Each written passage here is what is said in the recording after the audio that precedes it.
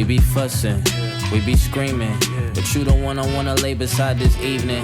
I'm gonna come back even when I'm leaving. You give good love and I receive it. When you feeling down, I'ma sing to you. That ring on your finger got a ring to it. That's that real love, God-fearing love. What's going on, y'all? We back again for another session. Another session. What you doing, man? I was looking at a text message. Why? It's reality podcasting. Why was you doing that? You know? And if I would have did it, you'd have been, throwing a hissy fit. But every time you do it, throwing a hissy fit and all that. What's good for the goose got to be good for the gander. All right. What do that even mean? What's a gander? A group. I don't know. You was about to lie. I was about to make some up. I was about to guess. To me, I thought a gander was like a group of geese. I don't know. What is a gander? A gander. I'm interested in finding that out. A male goose. What's good for the goose got to be good for the gander. Oh, a goose, a female? So it must be what's good for the woman got to be good for the man. I like that there. Is a goose a woman one? Yeah, so it's saying the term goose may refer to such a bird of either sex, but when paired with a gander, then it's specifically talking about the female. Yeah, what's good for the goose got to be good for the gander. Who in the world came up with that? That don't even make, it makes sense. Now when I'm saying it, I'm not saying it in the right context. Kind of like how people do scripture. No, I think it's saying it has to be equality. I think equality is the subject here. But I just didn't know that I was referring to, I didn't know what I was saying. I'm saying that for 30 years. So now I'm saying. Had no idea what I was saying. Right then it's the right saying. It's saying you do it. So I got to be doing it. Yeah, equality is the, yeah. Okay, but I'm not a gander. So I really can't say that. So you should say what's good for the gander got to be good for the goose. Wow. Yeah. Man, ladies and gentlemen, we have just given you a We've gem. just decoded. Welcome back to another episode of Make Marriage Great Again. You know the vibes. You know what to do. Go it. What the feezy was saying. Let's get it. Bro, go and subscribe. Share this video right now with all of your friends, your family, whoever. Y'all know y'all need to be on the subscription so y'all can know when we are dropping another episode. Just like this one. Yeah. It's about to be part 2 of Give Up Your Seat. Is that what it is? Talking about Rosa Parks. Give up your seat. No. Pass the torch. Pass the torch. Pass the torch. So part 2. So you ended Are you okay? Huh? Are you all right? Why? To pass the torch part 2.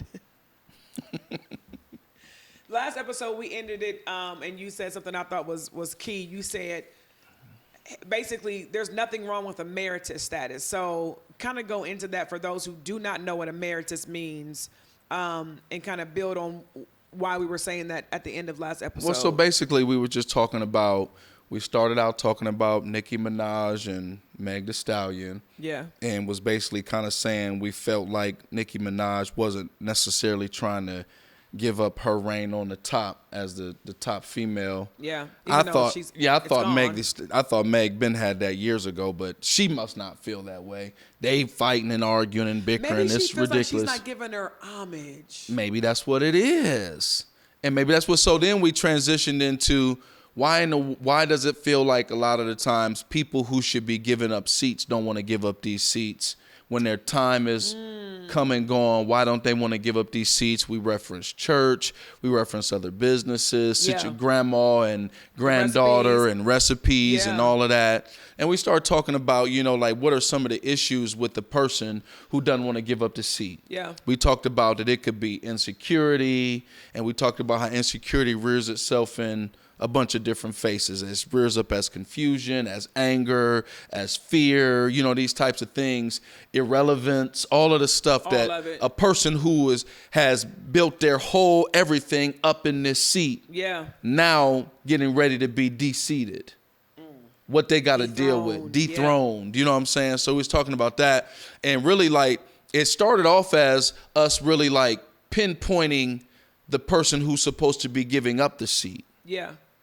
Looking at them and really picking them apart. But then you went into the little young whippersnapper that's being maybe aggressive or not ready to take the seat. Well, we didn't get into that all the way. We was about to at the end. And then I asked, you talked about emeritus. So right, that's where we're at now. We didn't get into the person who wants the seat or the young person. We talked about still helping the person who needs to give up the seat realize that where they're transitioning to is still a place of honor, the emeritus status. For me, that's what I want. Yeah.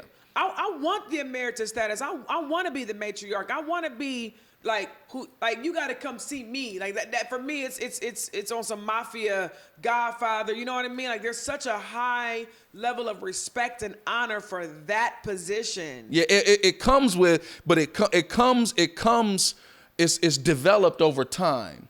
Emeritus status is almost like, for me, you got elders in the church and all of that, but emeritus status is almost like OG elders in a community. You have it. You know what I'm saying? In the streets. Yeah, and things along those lines. Somebody been gang banging for, man, that's OG. That's OG. OG. You got it in prison. Yeah. You have it.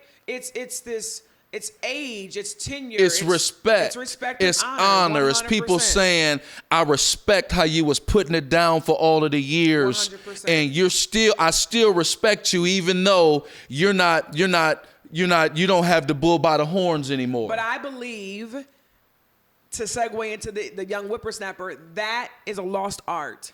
Yeah. The younger generation does not do the best job at paying homage to those who created a space, nigga. Y'all are here because I trailblazed this for y'all. Yeah. And I don't get a thank you. I don't get a, we're here because, you know, that was the whole thing. Like, we sit because, or we stand because Rosa sat. Like, it was like one of those things. Like, you got to be able to honor that. And I think now when you have that individual knocking on the door and I'm looking and you ain't in no way saying thank you or I honor you or none of that, man, no, I ain't getting up. Yeah, and I think that's part of it. Because emeritus don't mean what it used to mean because you little young whippersnappers are not grateful. Well, because the narrative is being painted like this. The narrative is being painted like you can't do your job no more, so you need to move out the way. That's how the narrative is being painted. Yeah, and that's super disrespectful. And here's the deal. Like, when it all boils down to it, there could be some truth in that, but that is the wrong way to communicate. The perspective is wrong. Everything is wrong. It's not. You can't do your job anymore. Get out of the way. It's, you've done an amazing job. Thank you. Thank you. I can take it from here. Yeah. And I think if that transition would be smoother, if everybody had the right perspective, if the person who's transitioning out understood that where they were transitioning to was a place of honor, it's a place of emeritus status, and then the person who's transitioning in is able to help the person who's transitioning out, that you're not being pushed out. You've done your job. Man, your job is complete. You can literally apply this to even in business. We've been in situations where we were using someone, using a service, using a product or whatever, and it's time to transition into the next phase.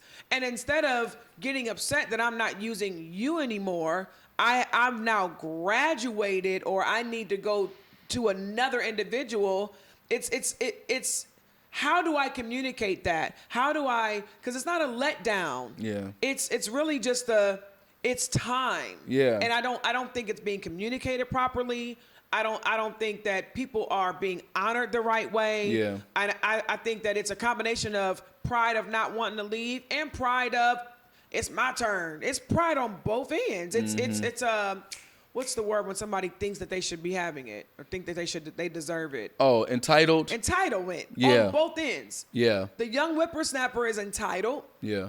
And so is the OG. So I think there probably needs to be some sort of training around just maybe even the theology of entrances and exits.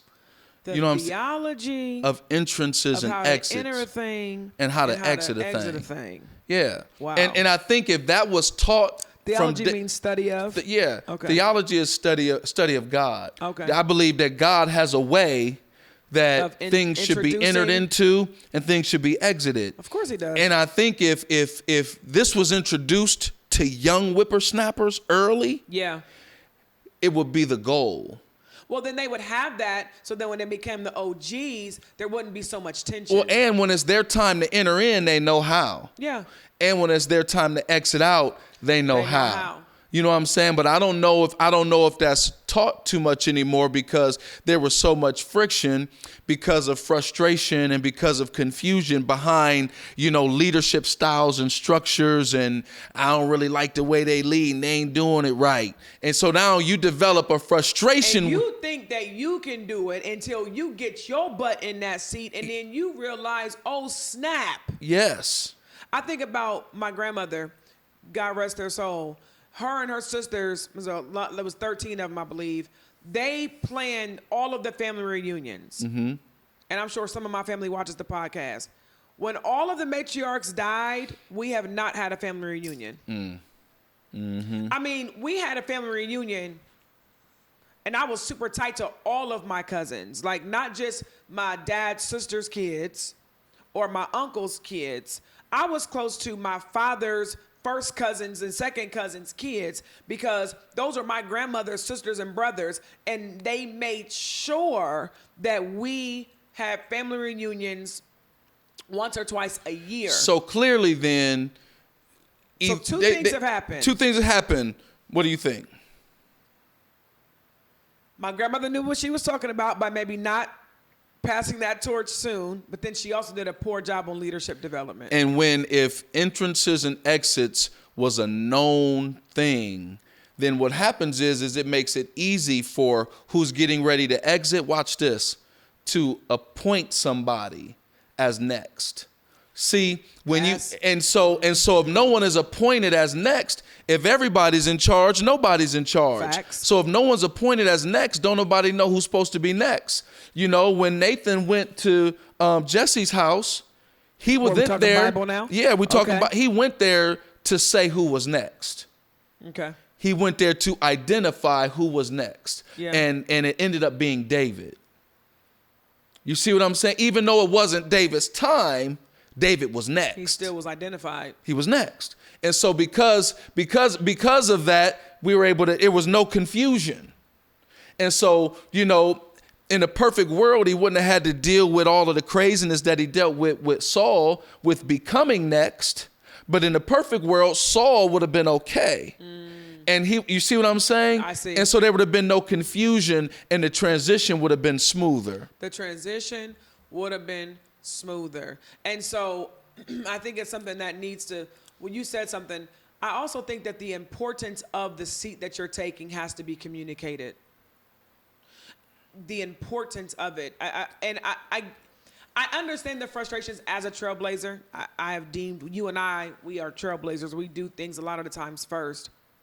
And when somebody comes up behind and tries to do the same thing, or when there is a seat that's vacant, I think the importance of what that person is taking over has to be communicated. Because I think about, we don't have any more family reunions. And how my sons now, so the cousins I grew up with, our children don't know each other. Right. And I don't know if it was communicated like, y'all have to do this. No. And this is why y'all have to do this. Y'all have to keep this going, and this is why you have to keep it going. So I think about like a Nicki Minaj, like, sis, have you picked up the phone? Well, not now. And just communicate it to the younger generation of young female rappers why they got to do this, why they got to stand strong, why they can't take no mess, why they got to negotiate their own deals. Have you done that? And probably, I don't know, but what I'm saying is it should have happened. Because when you look at God and his dealings with the children of Israel, he told them the importance of them passing on this information to their children. Yes. It was significant for their children to understand this narrative. Yep.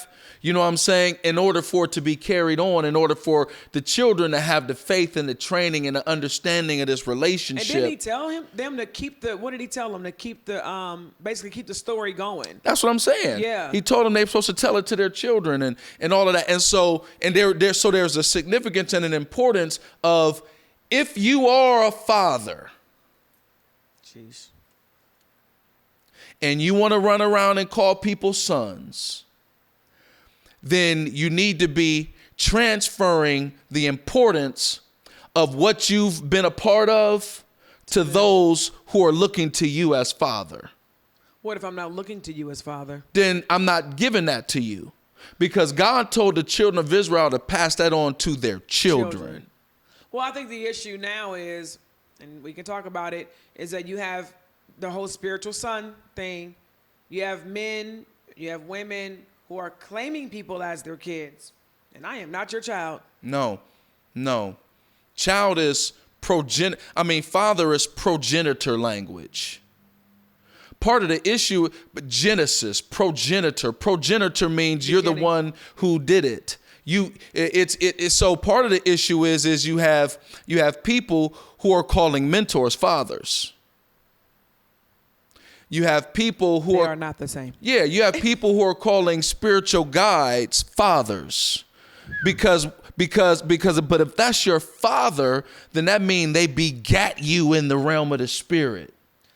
Meaning that you came into knowing Jesus the Christ through them. I don't know. I'm not going to say that definitively. So what does that mean? But it means maybe they the ushered you into another realm spiritually. So then you got more than one spiritual dad? I ain't getting into all that. This ain't that. I'm not getting into that. All I'm saying is I think we got people that are calling mentors fathers. Facts. You know what I'm saying? I have a spiritual father. Yeah. How many you got? I got one. But how many people have you come into contact with that have been dope, that have been revelatory, that have sat with God, that have done all this stuff? Plenty. But you didn't look to them as your spiritual father, though? No, because my spiritual father, it was more of like Bible. It was life. It was nurturing. It was teaching me. It was teaching me discipline. It was more than just in the ways of the spirit, which he did. He did. But he also nurtured me like a actual father. I mean, it's so when we use that term, for me, it's spirit realm. But I think about how you are with King and Zion. You are probably going to be their spiritual father because you are Pastor Julius, just like your father is your spiritual father. But you're also going to be a father. And when you say that word, man, it's more combined into just turn to the book of Luke. Yeah. And I feel like there's a disconnect.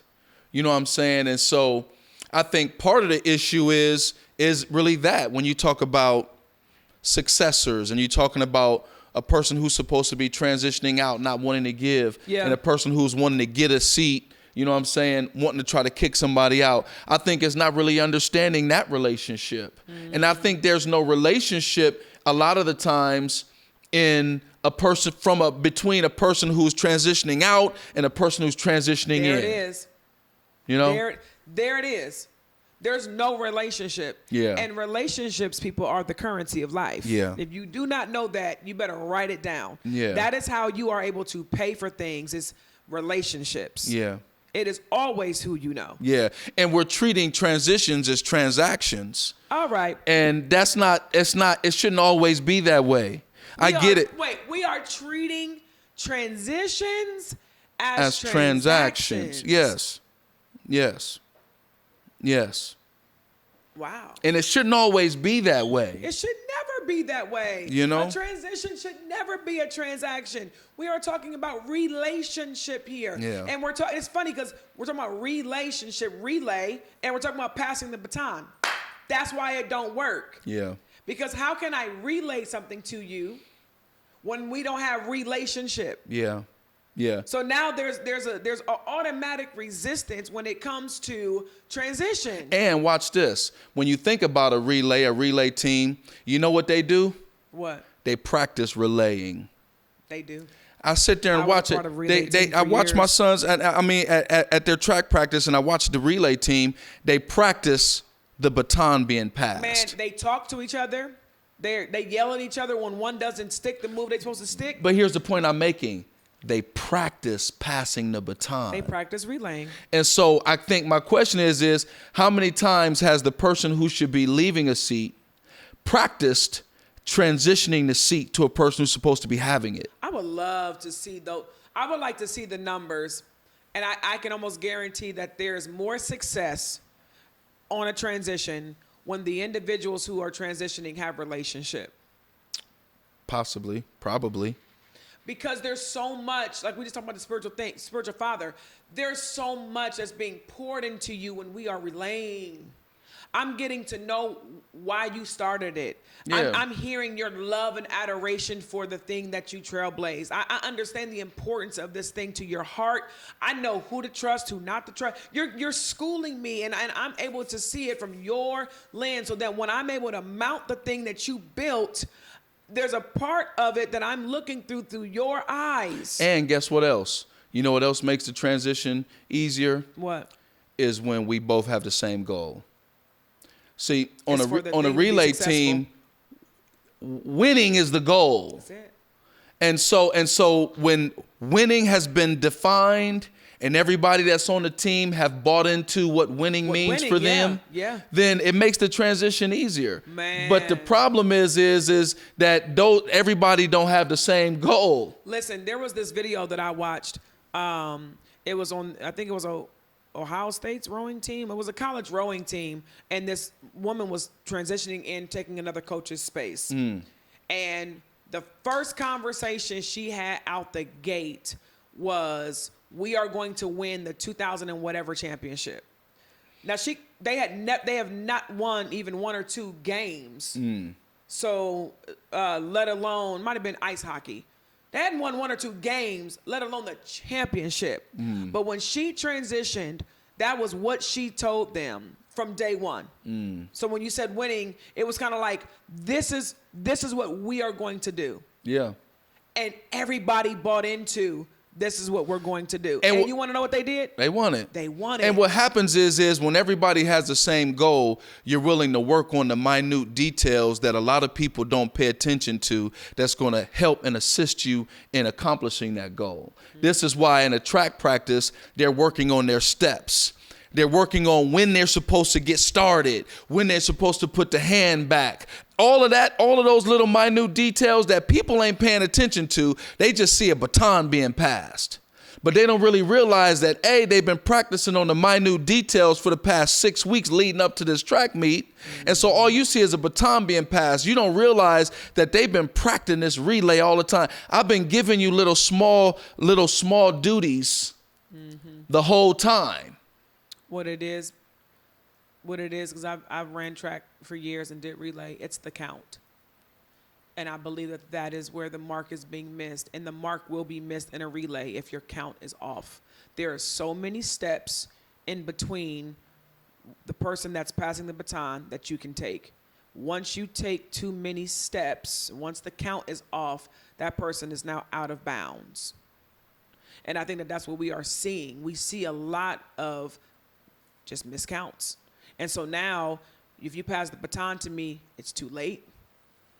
I gotta catch up.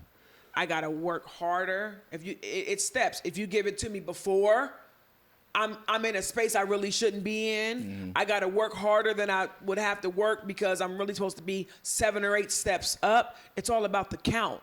And it's timing. You have to know when it's the right time to transition out. You got to know when it's the right time to take a seat. You have to know when it's the right time to give the recipe. You got to know when it's the right time to teach your son how to drive. It's all about timing. And you really only know this if you're spending time with them relaying. Yeah, and through what you've seen up until that point. Period. Part of it is we produce after what we saw. Yeah. And so that's a principle. Yeah. And so, a lot of people haven't seen it, so they can't produce it. It's hard to produce what you haven't seen. This is why people who grow up in, messed up environments and stuff who end up making it out are so valued and they've got something special about them because they haven't seen what they're producing. So that means they're a unicorn. Yeah. That means they're They're special. not producing what they've seen. Right. Which makes them, They're not producing what they've seen, so Yeah. that makes them special. Yeah. And so and so there's rare occasions. Yeah. And so by and large, you're going to produce what you've been seeing. So if you have a toxic leader, Yeah. and this toxic leader has been relaying and everything, it's probably going to be another toxic leader. good chances if the person who he's passing the baton to or who she's passing the baton to have looked to them for guidance and have, yes, absolutely. For me, that's natural. That's why you have children who come out of toxic environments. Like you said, most of the time, they too are toxic because they are projecting what they've been around, what they've seen. You have the unicorns that make the decision not to. That is a much smaller percentage of people, unfortunately. So somebody has to come in and say, I'm not doing what they did. That was my whole daddy and everything. And he didn't do it right. He didn't care about people. I'm not doing what he did. And you know why that person a lot of time is able to make that decision? Why? Because at some point they started looking at something else. At some point they started looking at something else. Yeah. You know what I'm saying? And Yeah. so they're able to then produce something different because at some point, even though they were still here, they was looking over there. Would that count as them just coming to the realization that who they've been following or who they've submitted themselves to may not have gotten it right? In some instances, Yeah. May not have gotten it right. yeah, in some instances, yes. Maybe not in every instance, but in some instances, Emeritus, baby. yeah. I'm going to be emeritus status. I'm going to be great grandma. You understand? Yeah. I want my great granddaughters and great grandsons. I want the Lord to give me my right mindedness all the way up until 95, because that's what I always pray for, 95 years. That when they come to me, that I'm able to pour into them and relay to them, because I'm not cooking when I get to a certain age. You done? And if I've done my job right, when she or he goes to make that mac and cheese, it'd be better than mine. I like that. It'd be better than mine. I like that. That means I've done an excellent job on developing them. I like that. It shouldn't taste just like mine. It should have them in it. It should be better. I should taste it like, dang, I ain't never thought about adding smoked Gouda. That's good. That's good. Well, ladies and gentlemen. Because I absolutely will add smoked Gouda. My grandmother would be like, what are you doing, Granny? You don't know nothing about this smoked cheddar and this smoked Gouda. It's fine. Yeah. Well. All hearts and minds clear? Yeah. Listen, make marriage great again, family. Y'all know what to do. Subscribe. Yeah. Go to Instagram. Instagram, Follow us. MMGA Podcast. Facebook, Make Marriage Great Again Podcast. YouTube, Make Marriage Great Again Podcast. Follow, like, share, subscribe. And go to the website. Yeah, MakeMarriageGreatAgain.love. Grab you some merch. Cop your little merch. Get you the ebook. We wrote an amazing ebook about basically the marriage environment ecosystem of marriage. Yeah. And how to, out of that environment, produce a healthy marriage. Go grab it. Go grab it don't cost you nothing but a value meal. That's it. Go grab it. Go grab it, y'all. Make Listen, marriage great we love again. y'all. Love. Holla at y'all. Peace. Peace.